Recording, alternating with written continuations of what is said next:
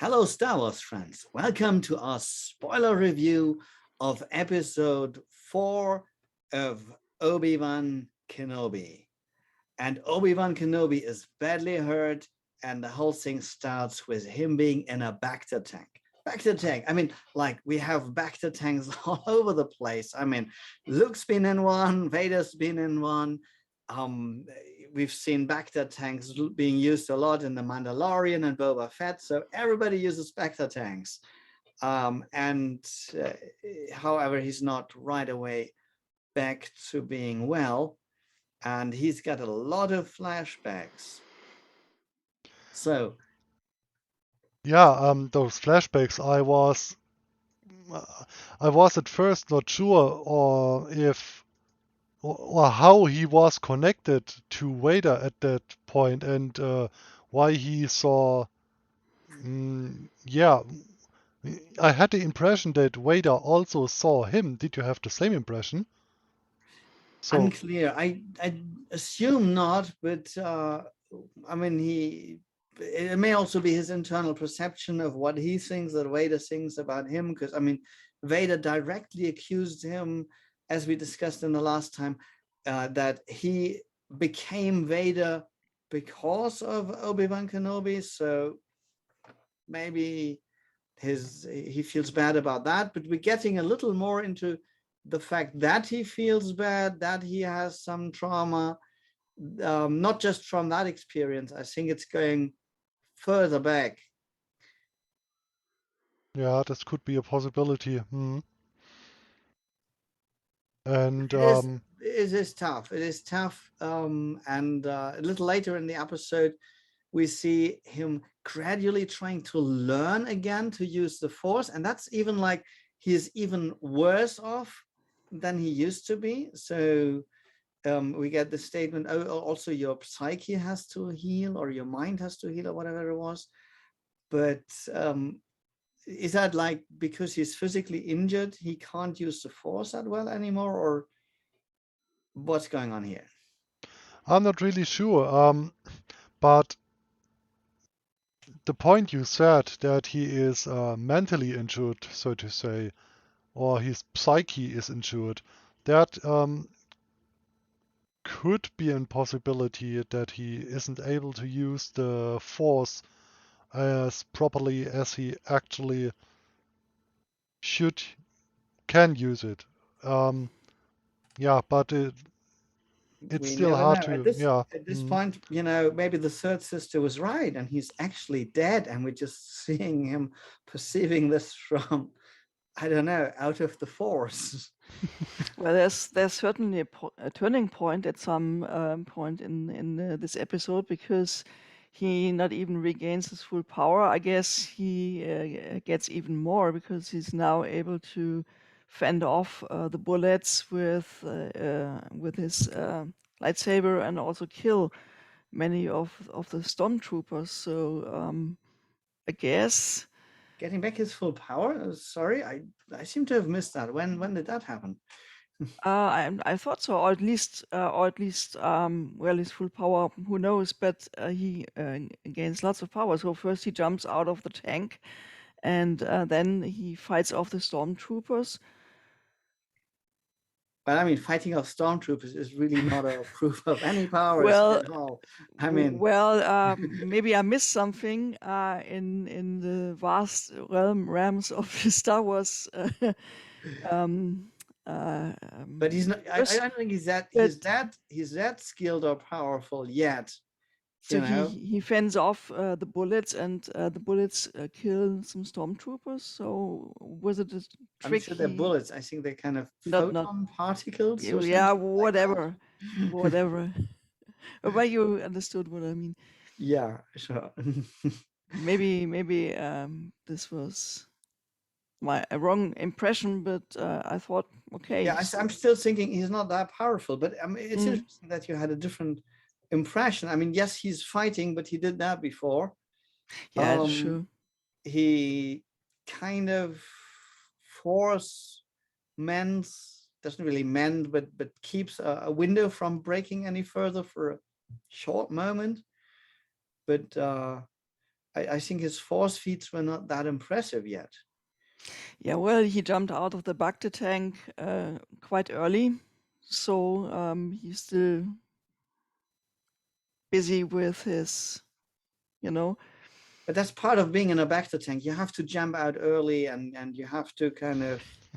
It's part of the story. Everybody does it. I mean, if you're not doing it, it's kind of like, what are you doing? You're on holiday or something. That you're supposed to do that, you know. Okay, yeah, it's Either that or you're being attacked while being in the Bacta tank. If you're kind of too lazy, you know, and it's like, we're supposed to have an action scene now. Get out. It's not how it works. I don't know. okay. It's a bit cliche, of course, like many things in this episode, actually. Yeah, I mean, interestingly, I mean, you can have like a good idea and it's not cliche when you do it the first time, even if your first time is called episode 5 or so. But if you then repeat it all over again. Okay, it's cliche wars then for you. Yeah, By I the think way, Disney is very often like, hey, this worked again. This worked great in the original trilogy. Let's oh, do it again. It by the was so way, innovative then. It's going to be innovative now. there was something that worked very well in earlier times, and we got that back, and we forgot to mention this. And this is the old original voice of Darth Vader, which we Oh have yeah, here yeah, again. And the guy is quite old, meanwhile, and he does a wonderful job. yeah, yeah. Nobody Vaders so well as he does. I mean, that's Absolutely. for sure. Yeah. So So another thing that worked well and was brought back, but that's a good one here. yeah, definitely. That is wonderful. Yes, and another thing I found quite funny was Leia in handcuffs. Hello? Well, I mean, Yeah, maybe they got extra handcuffs made for little children. yeah, Yeah. I guess they're good at abducting little children, but I mean, Leia was so cool in a number of ways. I Yeah. mean, like staring contest. I mean, okay, she didn't. It was a little dangerous. She might have given away that she's force sensitive and stuff. But like the third sister goes like, "I'm gonna extract the information," and Leia like, what's this gonna be? Is it gonna be a staring contest? That was so cool. Yeah, it That was. was So great. amazing. You're like, oh, okay, well, maybe not. I Yeah, think that was a really cool scene, and that was a funny, innovative idea.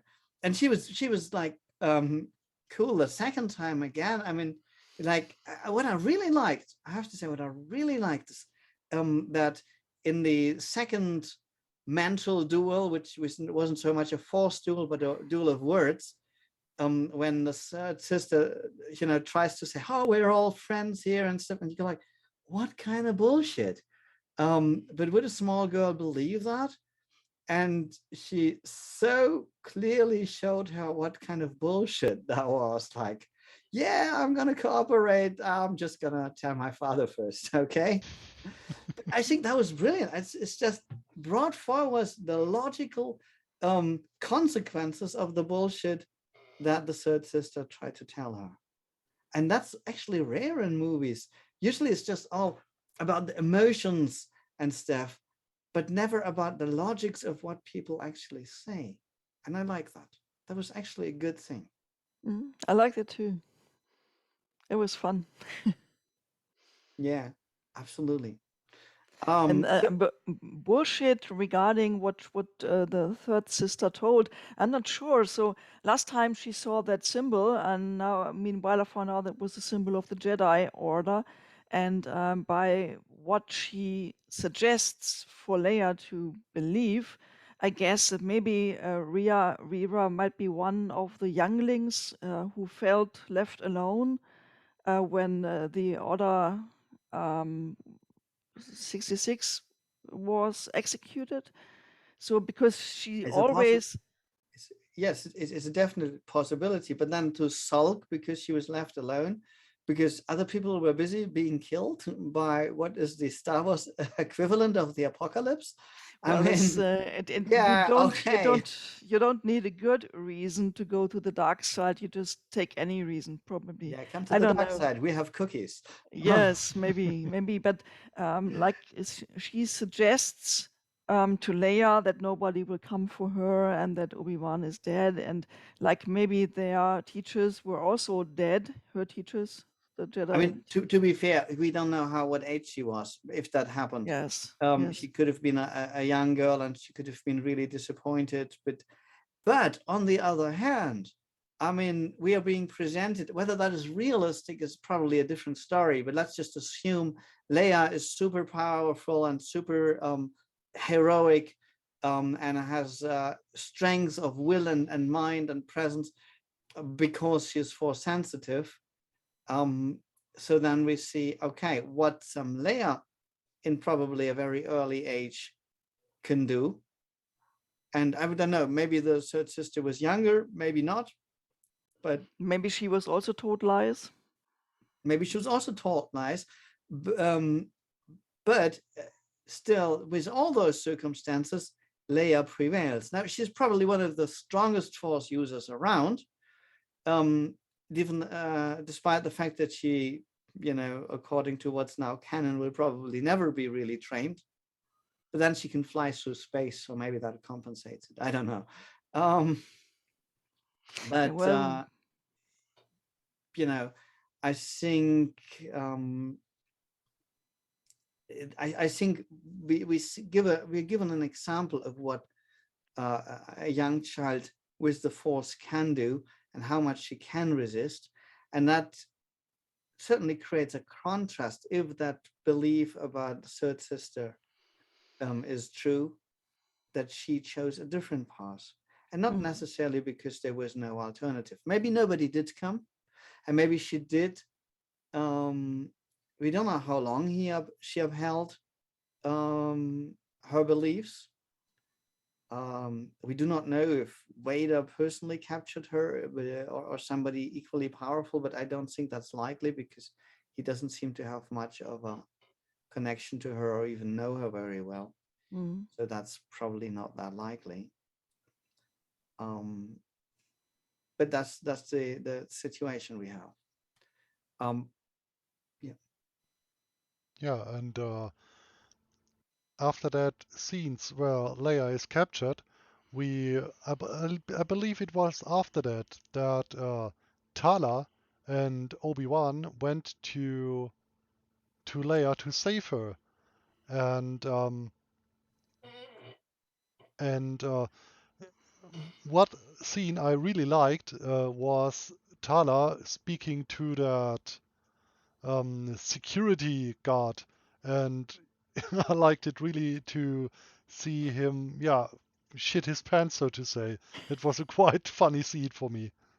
Yes, I did like it as well. It was a little bit cliche as well. I mean, it's like the old idea. I mean, uh, we I think I've seen similar scenes in a lot of movies, and it's a familiar concept that, but it still makes sense with a system like this, which is partially very hierarchical, but also there is this level of chaos. Like you're living in a world where, especially if you're speaking to somebody force sensitive, you could be, force choked by Vader any moment in time. Now, not everybody is Vader, but still it creates this atmosphere of, if somebody is your superior, you do not know how bad it's going to be. And therefore, of course, it's only natural that somebody would think twice. Yeah, am I that sure? Even though I'm the responsible security officer, am I sure enough to keep this person up? But it also is, and I think that's a very useful lesson we learned from that. Would a person who does keep them up and check them twice, would they be rewarded in the system, or might they end up on the losing end? Because if they were rewarded, then the security would be more likely to work a lot better. But I think probably this guy rightly assumed, if I stop the wrong person, I might be in trouble. That's a very good point, yeah. haven't thought about that actually. Yeah, but I mean, you see kind of like a system. And I mean, I find the way, at least I understand the way the Empire works, they're not working together. They're not a team. Everybody works against everybody. I mean, just think about that famous scene where Vader says, "I find your lack of faith disturbing," with the beautiful Absolutely. voice of James Earl Jones. And we can expect that in the hierarchy of that system, your superiors will also be well, not the nice guys. So Yeah, I mean, there will obviously, be the terror, nice guys, they would be in the resistance. among the ranks as well. Yeah. So By definition, if they were the nice guys, definitely they were in the resistance. right. You know. So you can expect from your direct superior some terror, some extra terror, I guess, if you do something wrong. And so what can you expect from it? Yeah, absolutely, absolutely. So Rule I think that's a very interesting thought to be aware of. You we know, I mean, and we see the opposite with the resistance. They risk their life for their fellows. I mean, Tala creates this distraction that could have easily gotten her captured or killed. Mhm. And actually, at the end of the whole episode, we see exactly what happens. I mean, Wade, one of the, I mean, that was a cool scene, by the way. You know, when they were like, you think like, that's it, and then the resistance fighters, I don't know what's this type of ship called. I'm not really sure. It's the same ships they had on in episode 5, Yeah. but Mm, I don't know what they're called. Anyway, those came and they pretty much saved the day. And I think Wade could have escaped if it wasn't for the fact that she really tried to shoot down the third sister. mm. Hmm. What I really wondered in general was, did you ever see those kind of ships hover or hover? I haven't seen that before. I don't know about hovering. I mean, did they hover in that? Do you mean like stand still Yeah, in they the stand air? still in the air on a planet. It was, I guess yeah. most of the that's at least what I would assume. In order to land, most of them seem to have some kind of hovering Mm, mode. I mean, all the other ships tend to be able to do this, to kind of lift slightly up and then move out yeah, okay. in some kind of way. So Mm, I assume that they all can do this. This is like a standard Star Wars technology. You know, just like every Star Wars battleship has loudspeakers, so you can have sounds in space. Um, but they need to be internal loudspeakers, or they release air. I don't know how that works anyway. Um, okay, that could be possible. Yeah, I have wondered about that at first. So, yeah, yeah, I don't know. It didn't raise a question. But just all I can say is it was a cool scene, and it was courageous. And I mean, it's kind of sad that Wei died. On the other hand, it's for me as a you know, it was more like this scene afterwards that really brought the emotion into it, the reaction of the other people, because honestly, I didn't really know Wade, and I don't want to cruelly say I don't care, but what it nicely does, it shows that, of course, that the whole undertaking is risky. They are mm, soldiers now, after all, I guess, as Obi Wan said. And we knew Or before that it would be a risk because Tala was not sure whether her disguise was still intact or whether she was betrayed in the yeah, meantime.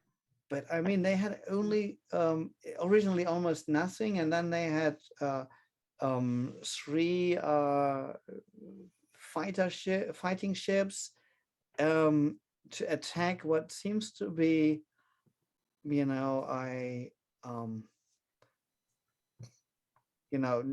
not a minor post, you know.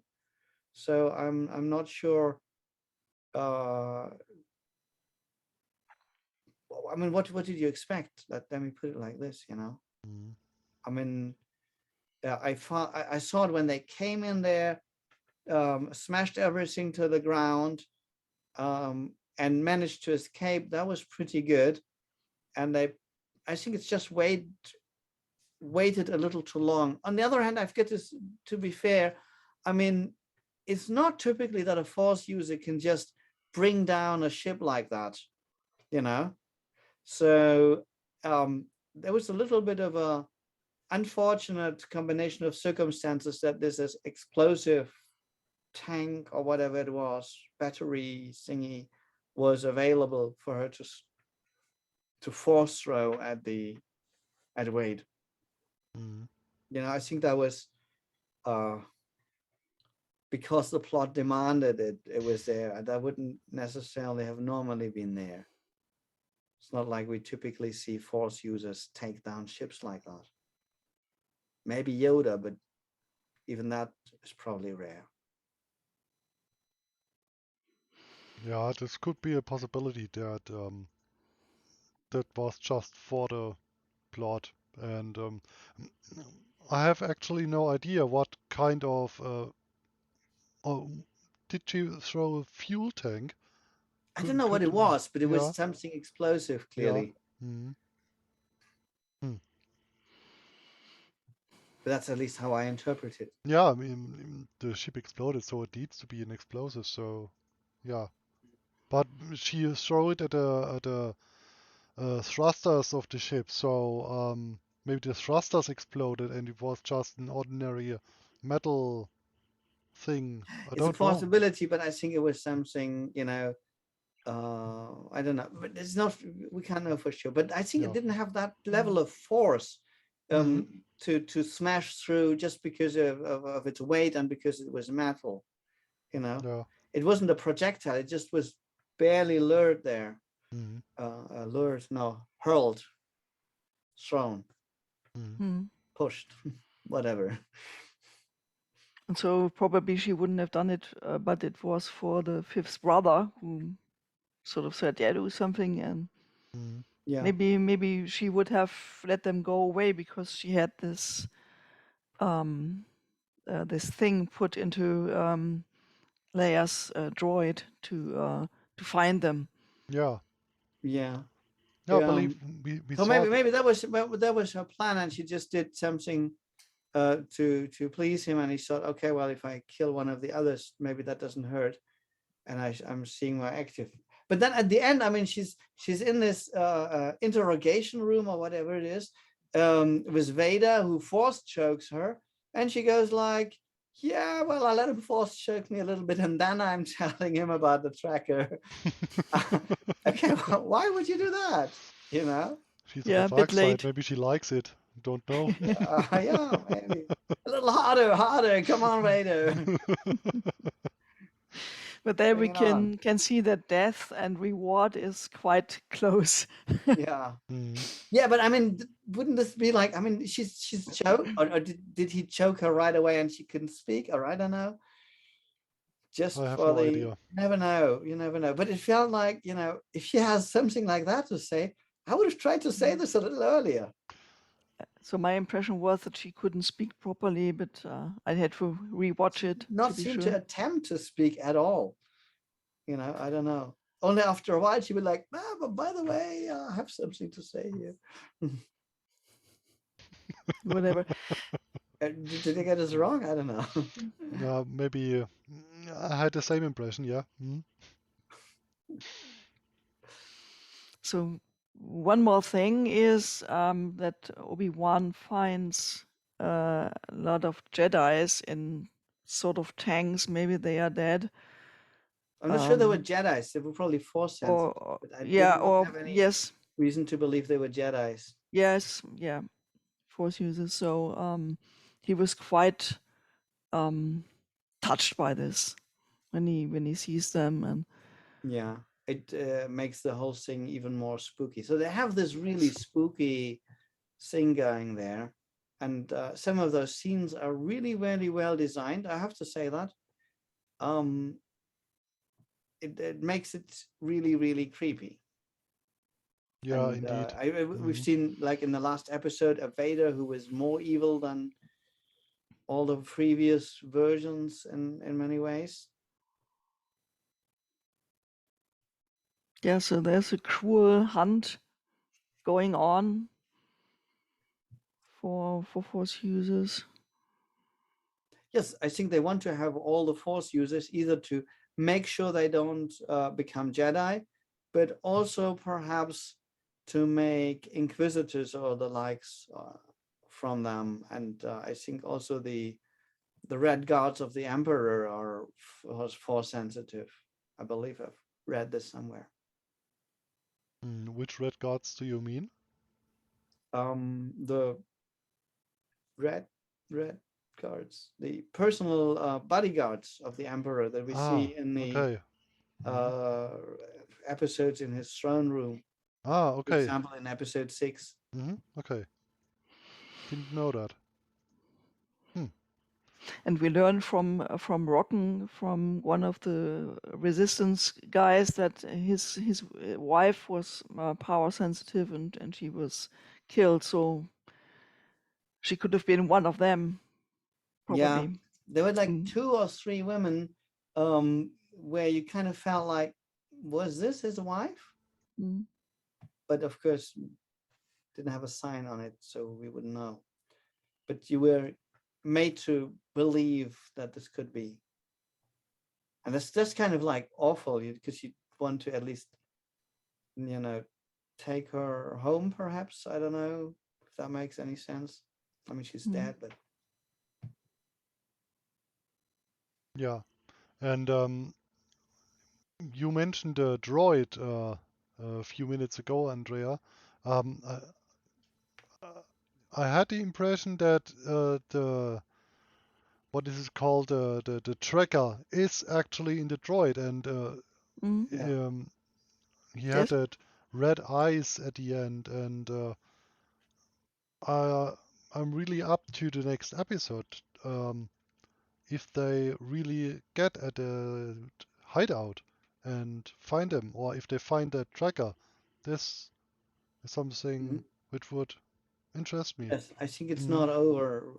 Obviously, I mean, we still have a couple of episodes to go, I guess. I don't know how 2. many. I believe just 2.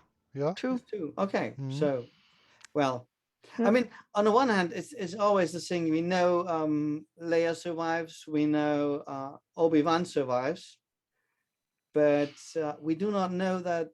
We do know there is a resistance still going on, which Leia organized. So I don't think they'll kill everybody, but we don't know how bad it's going to be.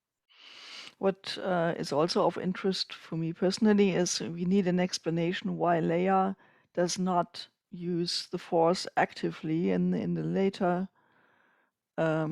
She's not The, trained. She will never be she trained. She will only ever learn one Force thing, or maybe 2. That is to resist the third sister, and in episode 8, I believe, to fly through space. Yes, I mean, I know she's not being trained, but from the way she acts here, and I would expect some sort of explanation why she does not try to improve on this, or get some I think she training doesn't or know it. She whatever. doesn't know it. I think she honestly, it's not like she exactly knows what's going on, and uses the Force, and the third sister doesn't get it. I think she's just Force sensitive. She's not an active Force user. She doesn't know anything about it, but the Force makes it, just as the saying goes, the Force is strong in this one, Yeah, well, But maybe this is the explanation already, but I yeah, find I it a think bit she doesn't know. disappointing. She doesn't know it, and probably, as far as she's concerned, it was actually just a weird staring match. Yeah, maybe not. Okay. Yeah. Um, And what I'm still interested in is how or if Obi-Wan will recover his full strength, and how will he make contact to Qui-Gon. Um, I miss a lot of his skill level, so to say, and Yeah, we still we just have 2 episodes left, and maybe there will be, or I already read there could be uh, um, season 2. a season 2, yeah, but there's a lot of explanation missing yet for me. Absolutely, absolutely. And it's kind of, I mean, we don't know for sure that he ever contacts Qui-Gon Jinn. I mean, I've always assumed he would, and I've always assumed that's the only thing that would make sense. But as far as canon goes, nothing in episode 4 tells us that he actually ever did contact Qui-Gon Jinn. And you might even argue that the fact that Qui-Gon Jinn is never ever mentioned again, never ever appears again. I mean, they're having all these conversations like Dad, Obi-Wan, and Yoda, and Qui-Gon Jinn never turns up.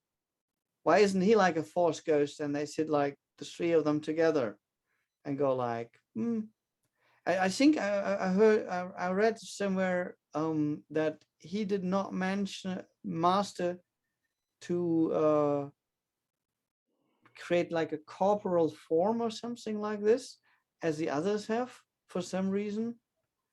But then I wonder why not. But in either case, he never turns up or is spoken to again. So I mean, of course, part of the reason, from a movie making perspective, is that nobody knew about him when those episodes were shot. But yeah, I was still. just about to mention this. Yes. Yeah, fun. I was just about to mention this, but anyway, maybe we get some Qui-Gon in one of the next episodes. I would think it would be suitable. It would make sense. Yes. At least the whole thing needs to be mentioned at some point. That's what annoys me most, is that nobody mentions it. It's like, I mean, we don't necessarily need Luke to be mentioned all the time, but of course, eventually he needs to come back to Luke, and I think the fact that Kenobi has never contacted, or seems to have never contacted, Qui-Gon Jinn is sort of the elephant in the room that nobody addresses. Who knows? We need some plot for the next 2 episodes. Yeah, really. We'll see. I hope for a lot of explanation. I hope, but not too sure. I mean, we've seen some cool stuff, but also, let's see, let's find out. I'm curious, and yes, there's a lot of explanation missing. So I'm curious now what our viewers think. What explanation are you missing? What do you think? Please let us know in the comments. And looking forward to see you again when we review episode 5. May the Force be with you. May the Force be with you. Bye. Force be with you. Bye.